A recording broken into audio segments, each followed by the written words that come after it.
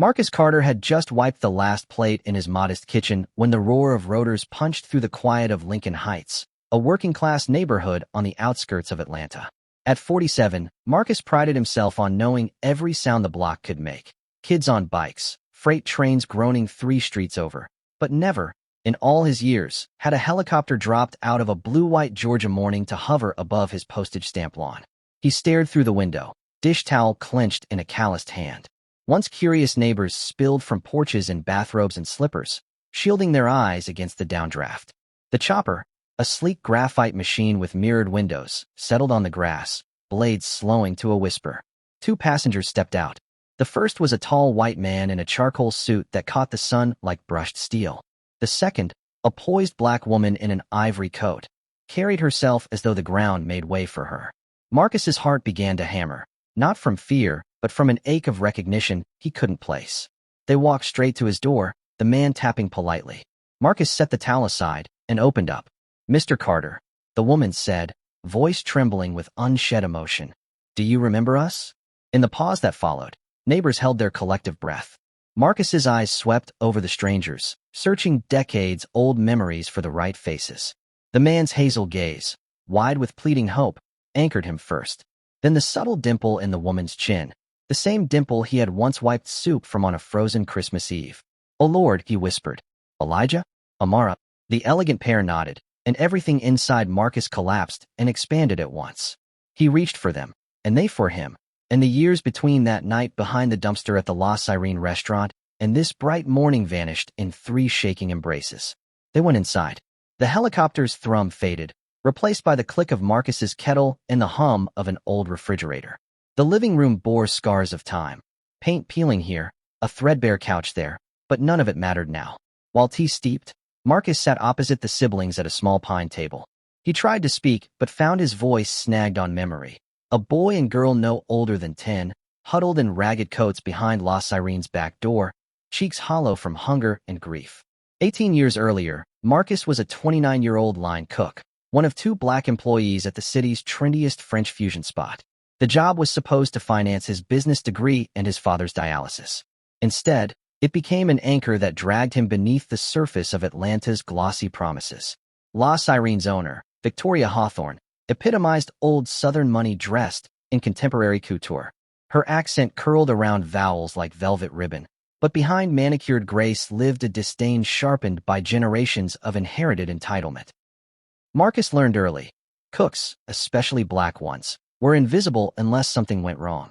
On that bitter Christmas Eve, hurry had thinned the late-night kitchen staff to Marcus, a dishwasher, and the pastry chef. When he stepped out to toss cardboard into the alley bin, he nearly tripped over 2 children pressed against the brick. Their breath plumed like ghosts. "We're sorry, sir," the boy stuttered, pulling his sister behind him. We were hungry." Marcus's first thought was the expression on his father's face when dialysis left him too weak to stand, an expression he had sworn never to see on another human, if he could help it. He ushered them inside, ignoring the dishwasher's raised brow, and ladled rich bouillabaisse into takeout bowls. The girl, Amara, thanked him in a whisper so soft it seemed to float above the steam. That night began a ritual. After service, Marcus packed leftover baguettes, soup, and ramekins of creme caramel, carried them down the alley, and waited while Elijah and Amara ate. They slept in the loading bay of an abandoned furniture store, he learned, ever since a drunk driver ran a red light and took their mother's life, leaving no relatives to claim them. 3 weeks of clandestine feedings later, Victoria discovered the breach. She emerged from the walk-in cooler just as Marcus tucked roasted chicken into a foil parcel.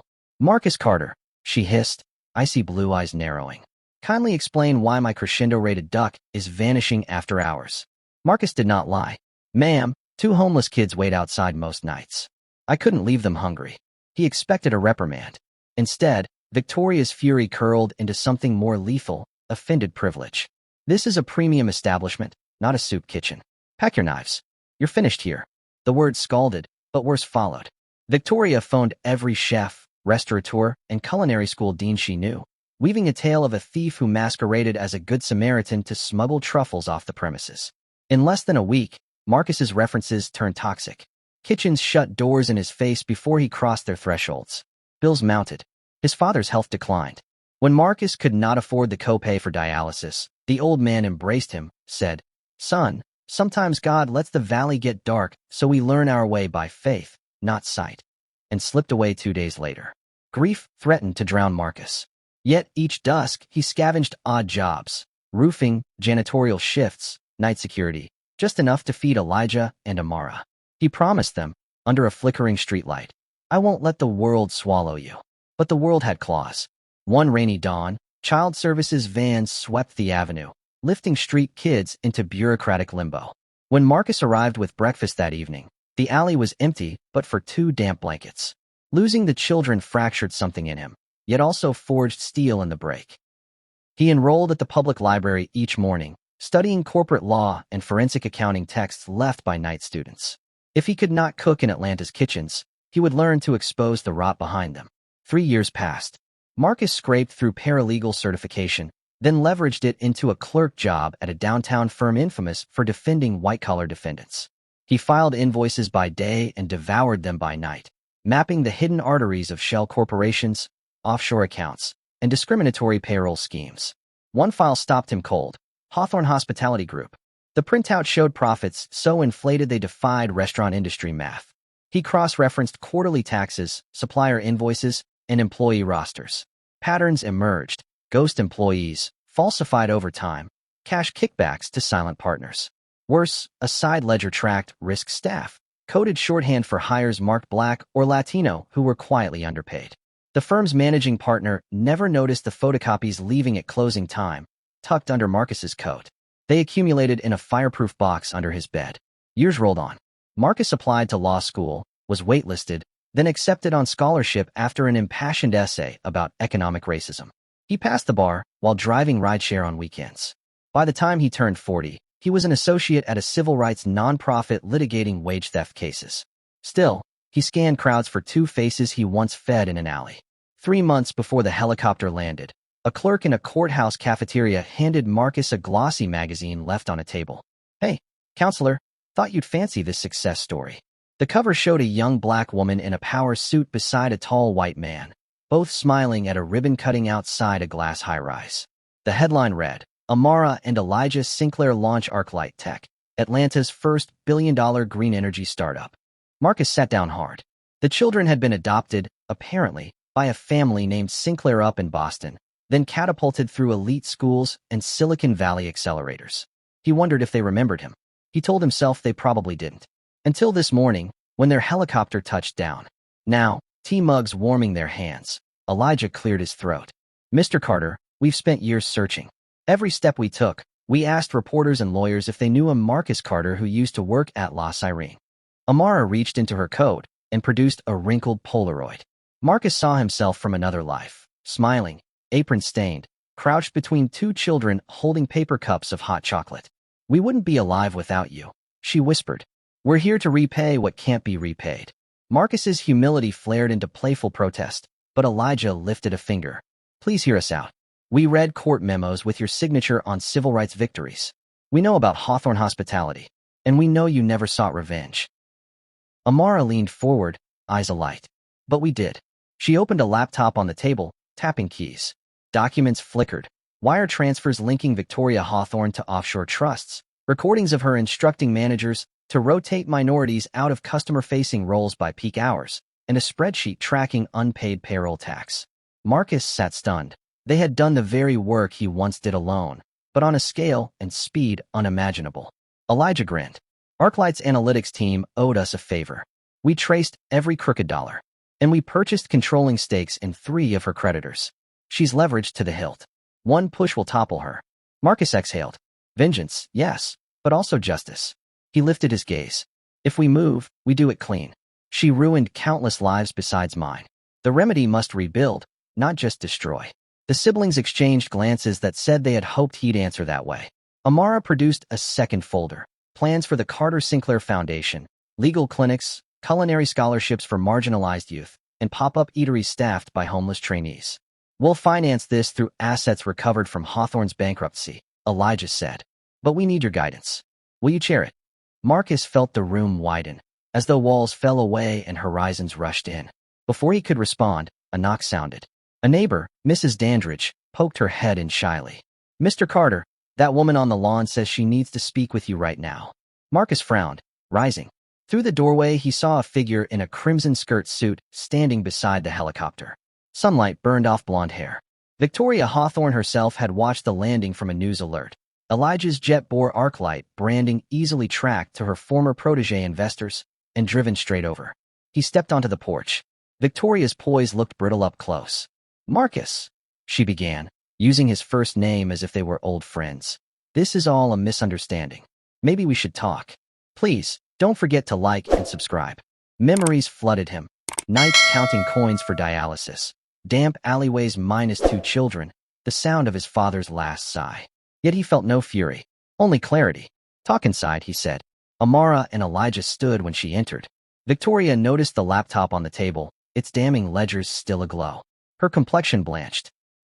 I don't know what you think you have, but... Elijah pressed a key and played a recording. Victoria's voice instructing a manager to keep dark faces in the kitchen where they belong. The room vibrated with her own echo. She sank onto a chair, hands trembling. What do you want?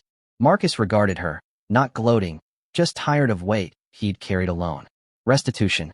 For every unlawfully terminated employee, every wage stolen, every family driven to hunger while you toasted Michelin stars. And then, she croaked, then you step aside. Sign over Loss Irene to an employee cooperative. Publicly acknowledge discrimination. Retire. Outside, neighbors watched through curtains. The helicopter hummed patiently, awaiting passengers. Marcus, Victoria whispered. That place is my legacy. He shook his head. Legacy isn't what you build for yourself. It's what you leave for others. Tears welled, perhaps rage, perhaps regret. She reached slowly for the pen Amara laid on a legal pad. Contracts waited, drafted by Elijah's legal team en route. With shaking strokes, she signed her empire away. As witnesses countersigned, thunder rumbled over distant hills. Georgia heat promised a summer storm, cleansing and wild. Victoria left without another word, sliding into her Benz, swallowed by the street's curve. Marcus felt lightness bloom where bitterness once nested. But the story was not finished. Weeks later, Loss Irene reopened under new ownership. The marquee read, Loss Irene Cooperative, Cuisine for Community. Former dishwashers now voted on menus. Proceeds funneled into the Carter Sinclair Foundation, which launched mobile kitchens delivering gourmet meals to food deserts. Yet a deeper twist awaited. During renovations, workers demolishing a false pantry wall uncovered a hidden strongbox of Hawthorne's, a trove of letters proving her father, a senator in the 1960s, had funded voter suppression campaigns across the South. The letters became headline evidence in a federal investigation, rewriting Georgia's political history books and prompting reparations legislation. The find thrust Marcus into national spotlight. Cable pundits debated whether a single compassionate act, one late cook feeding 2 orphans, had catalyzed a chain that might shift policy for generations. Some nights, fame felt surreal. But when doubts crept in, Marcus visited a small garden behind the renovated restaurant where they planted a Japanese maple in his father's honor. He would stand beneath its red leaves, remembering a man who taught him faith in darkness. On a humid August evening, Elijah and Amara invited Marcus to Arclight's new roof terrace overlooking downtown. Skyscrapers glittered, drones were delivering takeout across the city. An LED banner on a neighboring tower scrolled, "Thank you, Marcus Carter. Do you ever regret feeding us that night?" Amara asked, half teasing. He laughed, deep and free. "Only that I didn't give you dessert first." Lightning cracked across the horizon, backlighting the city skyline like a strobe. Marcus thought of Victoria somewhere watching news about reparations marches energized by documents from her secret stash. Marches led by young chefs, lawyers, programmers who interned at the foundation. He realized the finest meal he had ever served contained no truffles or duck breast, only a belief that hunger and injustice are temporary when confronted by relentless kindness. Rain began to fall, warm and steady. Elijah opened a giant umbrella, but Marcus stepped into the downpour, face turned skyward, arms wide, as if receiving a benediction he had waited half a lifetime to claim. The siblings joined him, laughing while thunder applauded. Below, streets glistened. Neon reflected in puddles. Somewhere a siren wailed joyful in its own urgent language. Lincoln Heights would forever remember the day a helicopter landed on a little square of lawn. But for Marcus Carter, the real landing had happened years ago in a back alley, when 2 shivering children reached for a bowl of soup and, in return, handed him an unimagined future. He vowed to keep earning it, one restored life at a time.